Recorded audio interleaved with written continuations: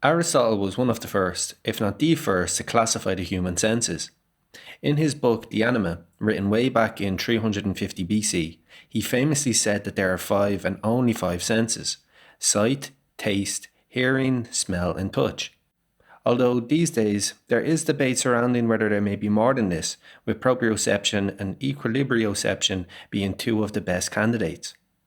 Whatever the case, no sense has garnered the type of attention from the media that touch, in particular, has in the last few years, predominantly portrayed as being inappropriate and potentially abusive.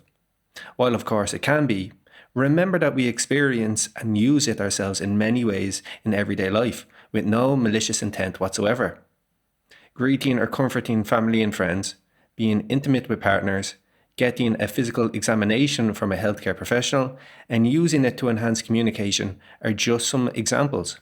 As Ashley Montagu stated in his book Touching, touch is 10 times stronger than verbal or emotional contact, and it affects damn near everything we do.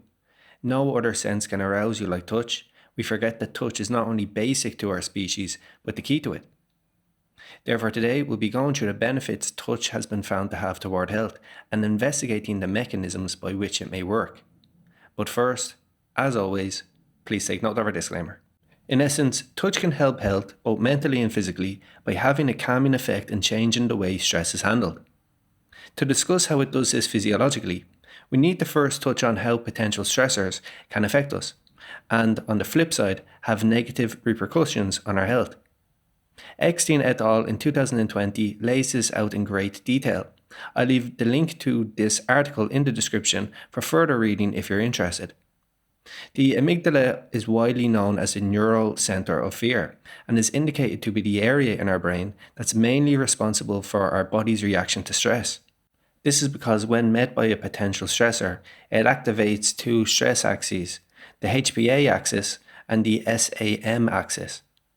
And when this happens, after multiple complicated processes, higher levels of cortisol, norepinephrine, and epinephrine get released into the blood, which ultimately fires up our sympathetic nervous system, aka our fight or flight system. Indeed, in the immediate sense, this bodily reaction to stress was critical to our survival as a species. When our ancestors encountered predators, for example, the ramping up of the fight or flight system would help them get away easier by doing things like decreasing digestion and increasing heart and respiratory rates, which enhances oxygen flow to our muscles for energy. The problem is, though, when this system stays turned on too much over the long term, it puts us at higher risk for anxiety and depressive disorders, hyperglycemia, which can lead to type 2 diabetes, hypertension, which can lead to cardiovascular or kidney disease, as well as obesity, metabolic syndrome, and bowel disease. This is why doing things proactively to limit stress is essential for your well-being. But then, where does touch fit into all of this?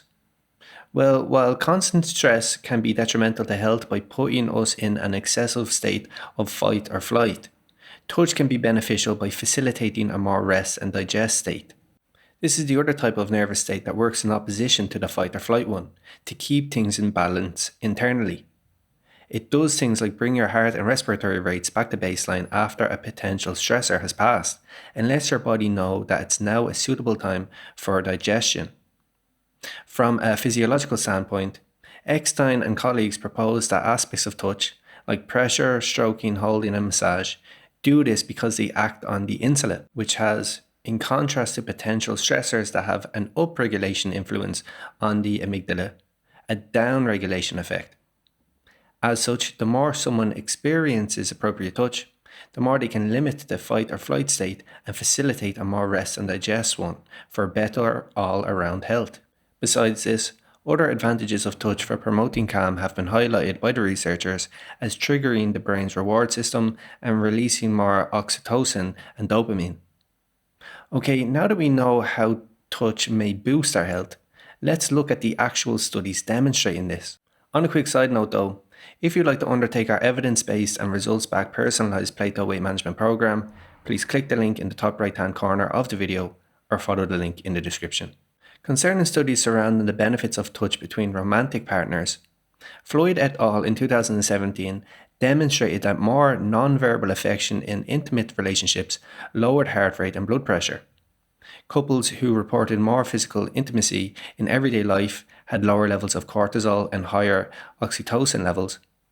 And Gruen et al. In 2003 found that 10 minutes of hand holding with a partner while watching a romantic video reduced blood pressure during public speaking.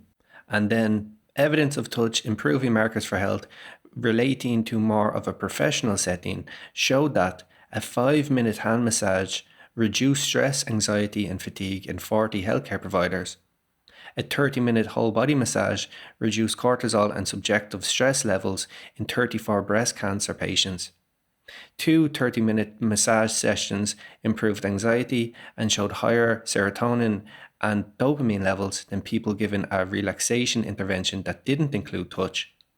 And even that giving a massage was shown to reduce anxiety and cortisol among elderly retired volunteers. Have you anything else to add? We'd love to hear from you in the comment section down below. Additionally, if you're new here, make sure to like and subscribe to our channel. So that has been our video. Thanks for watching, and I'll see you next time.